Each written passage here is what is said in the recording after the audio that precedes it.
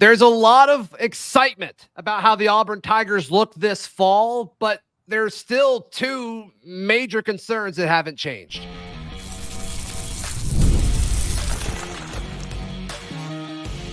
You are Locked On Auburn, your daily podcast on the Auburn Tigers. Part of the Locked On Podcast Network, your team every day. Yes, welcome on into Locked On Auburn, your daily Auburn Tigers podcast. I'm your host, Zac Blackerby, and thank you so much for making Locked On Auburn your first listen every single day. Of course, part of the Locked On Podcast Network, your team every day. And the everydayers, you guys know, we're dapping it up this Friday with the Darrell Dapprich, Montgomery radio legend. We're going to talk about who could step up at Auburn's fall camp next week. And also, hey, we think there are going to be more than 3 commits between now and the start of the season. And also, Darrell, the biggest concerns on the roster. Well, I mean, there's been so much positive vibes and good news and good reports and takeaways from the early part of fall camp, which is exciting. There's no question about it, especially with these receivers and these running backs and the offensive line. But there's still 2 questions, and it was the 2 questions that we left spring with, and it's the 2 questions that we went into fall camp with. And we'll start with the big one, and it's like, we still have questions about the quarterback position. Yeah, you know, the thing about this that's interesting is there's an evolution of this process about questions or concerns going into fall camp, because as a head coach and as a coaching staff, you have those concerns and you have those things that keep you up at night as you're going into camp. You hope that those get solved and answered before you get into your season. So there's always concerns and question marks going into camp, and then there's question marks going into the season. A lot of those get alleviated and get soothed in the fall. And I will say this, quarterback is, because coming out of the spring, going into the fall, it's still the biggest question mark. I think some of the verbiage and some of the things that people are saying about Payton Thorne in camp can help, diminish that a little bit as you go into the season. So let's look at this in 2 parts. What is it in the fall? And your opinion, Zach, has any of it eased up a little bit, or has that concern got less apparent now that we're going into week number 2 of the fall camp? Yeah, I mean, I'm less concerned now than I was 2 weeks ago. And it's just the general excitement from Peyton's teammates and talking to folks that are there for longer chunks of practice than what we have access to. And it's pretty much unanimous. It's not quite unanimous, but it's pretty unanimous that he looks better than a year ago, which he should. He should. It's second year in the system, and they brought in some weapons to throw to. I mean, he talked about that with us at SEC Media Days a few weeks ago. And obviously all the excitement around Cam Coleman and defensive guys talking about how there aren't 50-50 balls when he's involved. They're 80-20 or 70-30, whatever Champ Anthony said, whatever percentage. But there's still the question of, until he does it on the field, how comfortable can you truly feel about the passing game? And I think that that's such a legitimate question, because it's not just, hey, we have a question mark about the quarterback position. I think it's evolved now to, we have a question mark about, can Payton Thorne's play at quarterback elevate us to where we need to be? So that's a different question or a different level of concern that was going into the spring. I think now it's, we've got goals we want to accomplish. Okay, the coaching staff lays them out. This is what we think.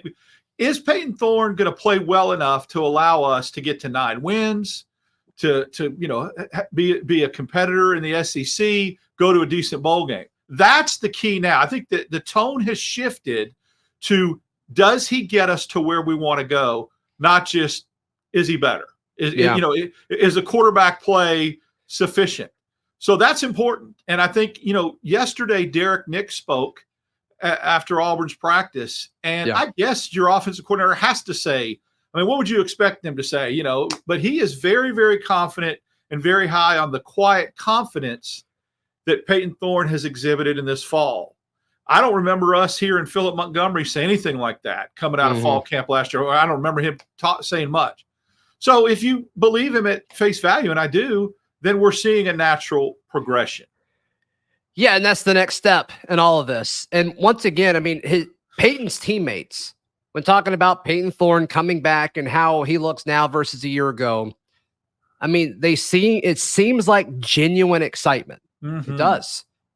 But also, how many times have we talked about how good quarterbacks look in practice? And then they're getting chased down by, SEC defenders, and it kind of says, oh, okay. So I think Peyton Thorne will be significantly better than a year ago. I think significantly. I mean, I think he's going to be a top half quarterback in the conference statistically. Maybe not from an ability standpoint, but as far as production, which is all that matters this season, I think he's going to get to that point when it comes to completion percentage and total offensive yards and offensive yards per game and production, all that. I think he's going to be able to be a top 8 SEC quarterback.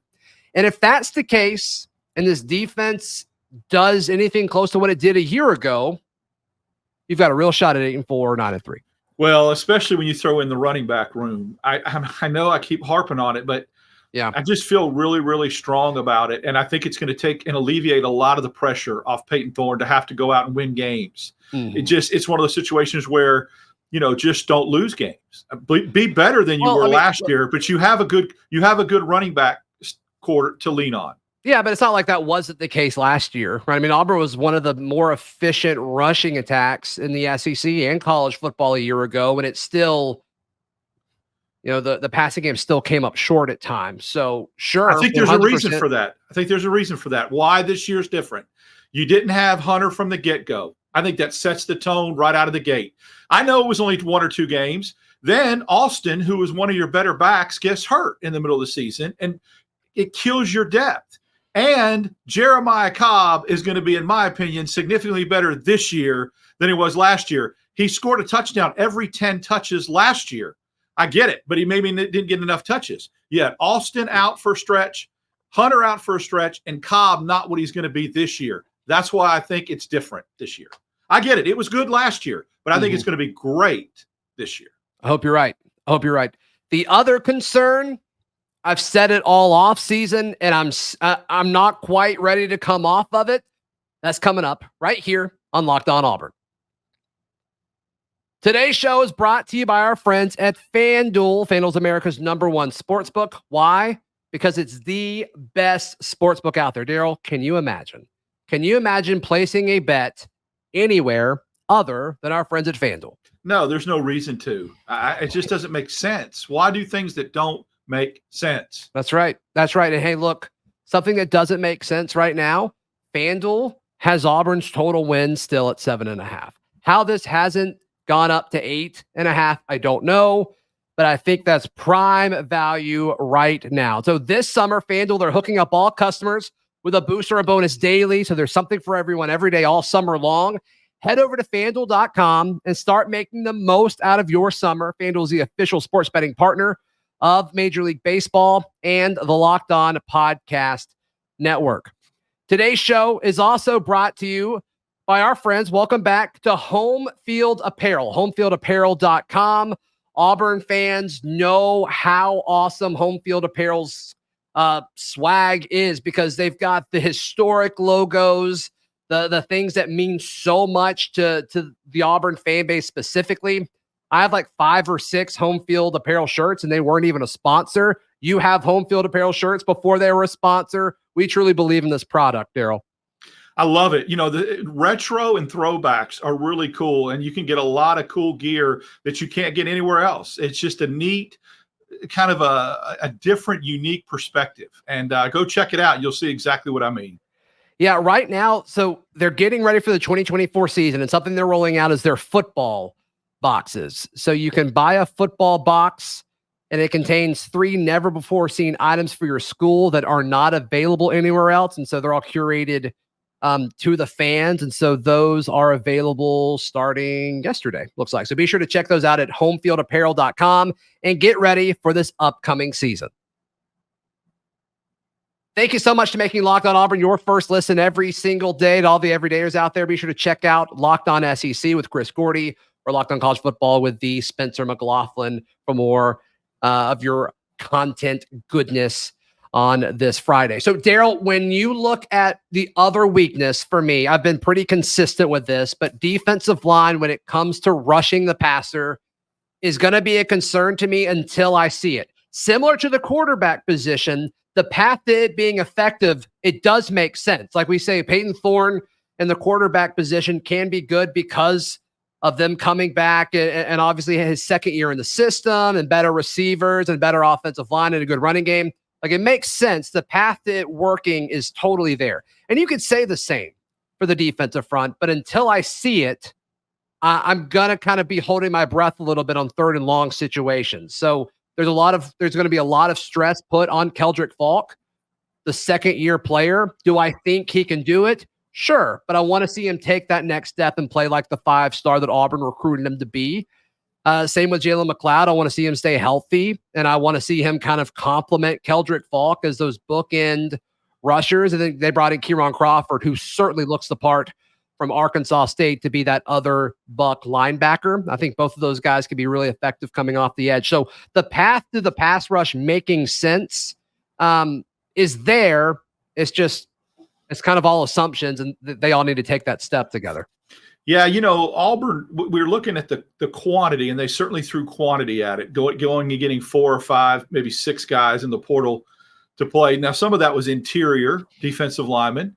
Of course, most of it was, except for Crawford, and that's it. So, but a couple of those dudes, and I'll say this for again, there were hybrids. Some of them played defensive end as well as defensive tackle. Now, how you're used in DJ Durkin's defense is going to dictate that, but they have the ability to play where Falk plays, maybe, or that kind of thing. So we'll see if they utilize it. The depth is there, but I'm with you. Until we see it, we've got the quantity. I want to see the quality. And it is a snowball effect or a domino effect, just like it is with the offense. Yeah. If quarterback doesn't get going, it sputters. I believe if you don't get a pass rush, your linebackers are stopping the run is going to be more difficult. Your secondary is going to be exposed.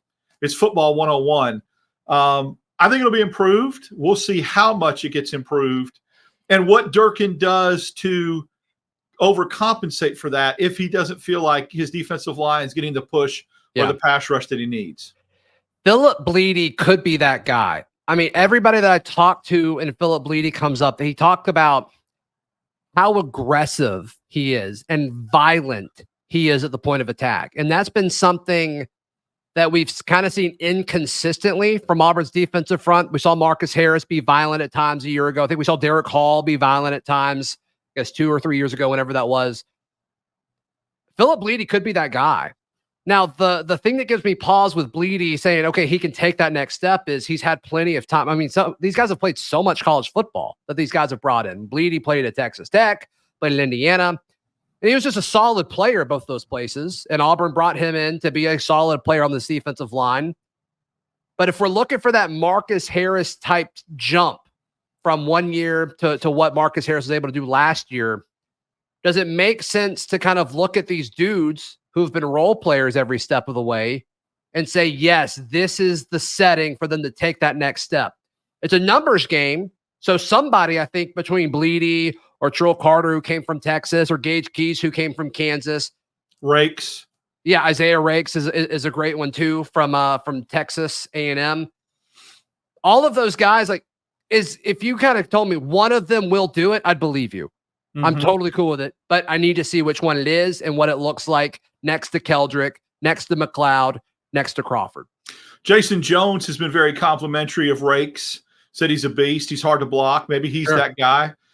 Trill Carter seems to be more of a run stuffer, plugs up the middle kind of guy. Keys is at Kansas, has rushed the pass. We'll see. I get exactly what you're saying. They've had their college football careers to establish themselves, and they still haven't broken out. But maybe it just takes the right coordinator to tap that potential, like with Marcus Harris. He flourished. There's been some other guys. I think of the Joseph kid. Was that his name that came on towards the end of the year, a couple years ago, 2022, from Western Kentucky? Maybe his last name wasn't Joseph. He was a defensive lineman that was way down the pecking order. Man, did he play really? Was it Bragg? Yeah, Marcus Bragg. Bragg. Why I said Joseph. There was a Joseph. I would have never have gotten that. That just wasn't going to stick in my brain. So I'm glad you came up with that. Yeah. But yeah, he came on late in 2022 and really gave Auburn quality reps. And so maybe there's one. Well, guys kept getting hurt. Well, Eku got hurt. Eku Leota went down, and so he kind of had to. Yeah. Yep. So, we'll see. Sometimes not a necessity. The numbers are there. Like I said, we'll just hope to get the quality along with the quantity. Yeah, it should happen. It should all fall into place with the way they built this roster. It's just there's a lot of assumptions, and these assumptions aren't crazy, drastic needs. It's just you need all of these players to take that next step together, and they should. And boy, I mean, the more I hear about new defensive line coach Vontrell King-Williams, I mean, the more I'm just blown away by how much of a home run this guy seems like he's been so far. He's done on the recruiting trail. These guys love playing for him. The energy's infectious. You go over to watch the defensive line. He's just go, go, go, go, go, go, go. And you just see more passion from him than all the other position coaches. Marcus Davis would probably be second. But it seems like these guys feed off of the energy, and they love playing for him. Very hands-on. We'll jump in drills. We'll coach you up every play. I think that's the difference that you're seeing with some of these younger that are established themselves as position coaches. And absolutely, that's what you're seeing. The positive reinforcement every snap, that kind of thing. That's right. That's right. So you and I think that Auburn is going to add at least 3 commits between now and the start of the season. Mm-hmm. We'll discuss who those could be in just a moment, right here on Locked On Auburn. Today's show is brought to you by our friends at Game Time. Darrell, can you imagine buying tickets anywhere other than with our friends at Game Time? Too easy, especially with the app and those lightning deals. Oh yeah, it's just all there at the tip of your fingers, and it's anything. It's such a wide variety of events, whether it's concerts, the theater, as you talked about, sporting events. There's just a lot of different things that you can do with one site, and that's what makes it really special. Yep. You can get all the views from the seat that you'll be purchasing, so you know exactly what that vantage point is going to be. You also have all of the prices caked in at once. So, I mean, how many times have you gone to buy a $20 ticket and you get to check out and you're spending $68?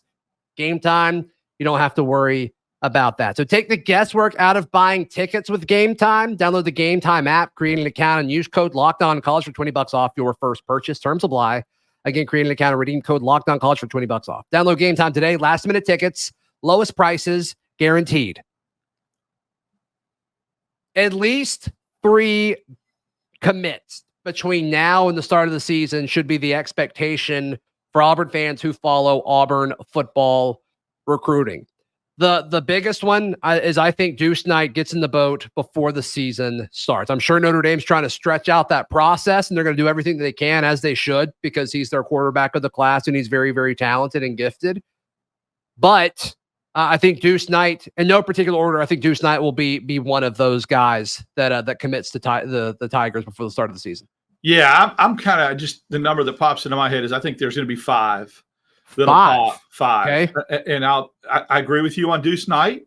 I think Lockhart gets back in the boat. Tyler Lockhart. I'm a little nervous he's going to commit after we put the show up. Not going to lie to you. Okay. Who else? A receiver, regardless of who it is, if it's a flip candidate or if it's Sam Turner, I think Auburn's going to get another receiver between now and the start of the season. A running back, whether if it's a flip candidate or it's Usman Chroma, I think that'll pop before the season starts. And then one of the many offensive tackles that they're in on that are a couple of which are some big names. That's where I see that number getting to 5. Interesting. All right. Yeah, I think I'm not sold on Chroma anymore. As of right now, I would pick Chroma to go to FSU or Georgia over Auburn right now, which I think makes the whole Turbo situation, the running back from Carver, an intriguing option. And there's more and more buzz. Tom Loy, who's become like the Auburn insider from a national 247 recruiting thing, he said, hey, watch out for this one. So I don't think he's saying that just to say it. So Turbo, to me, is certainly one to watch. The timeline's interesting though. Like before the season, that'd be a quick change of plans if you are Turbo, a guy who's been committed to Alabama for over a year. It is, but I think that you still got almost 3 weeks, and maybe as these other dominoes and these other pieces start to fall, that expedites things. Like you get Deuce Knight in the class, and you get a receiver, and then you get one of the two, either Goodman or Babola. Am I pronouncing that right? The big Babalola, I believe. Babalola, which is a great name. I like pronouncing. I got to pronounce that right. Babalola. I like, if one of those guys were to pop, I think you'd start to see some momentum. Now, there could be 2 1 week, 2 the next week, and 1 the week of game day. I don't think they'll all pop like they did Big Cat right out of the gate. I think it'll be spread out over the next 3 weeks, but I could see where 5 could go. I didn't think, and again, this could be 2026 kids too. I'm not specifically saying it has to be 2025 class kids. Yeah, just in general. It does seem like the urgency is on the 25 class because a lot of these guys want to be committed before they start their senior year. Mm-hmm. And I'm sure Auburn wants them to kind of have like, all right, the hay's in the barn. There'll be a few battles that we've got to, either try to flip somebody in December or keep guys committed that other schools are trying to flip in December in the few weeks leading up to the early signing day. That's going to happen regardless, but they want to be able to have as many guys in the class to use that to either continue to recruit the guys that are already committed or to try to get guys to come in the boat. But this staff believes in what they're selling. And it's clear that this class believes what they're being sold. And to me, that's the future. That, it's restoring Auburn to its former glory. And they want to build it with Hugh Freeze. And that message isn't going to change depending on what Auburn does this season on the field. I don't think. There are some fans that think if Auburn goes, 7-5 or something, they may lose some of these commits. And I'm not quite there on that, Darrell.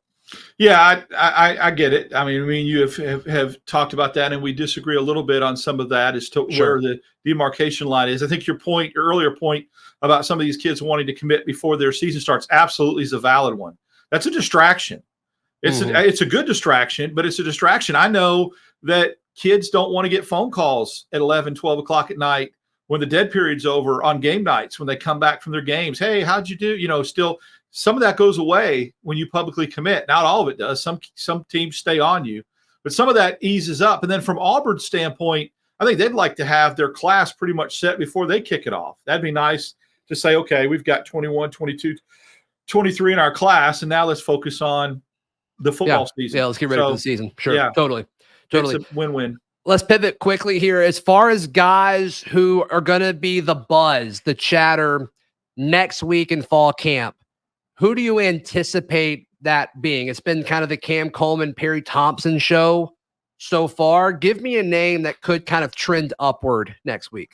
J.C. Hart, the corner that has really heard a little bit of buzz from him last week, and he's been playing really well in passing drills, breaking up passes. He's been playing behind Kayan Lee, but he's got a lot of speed. We knew when he came in, he was very raw and needed some polishing.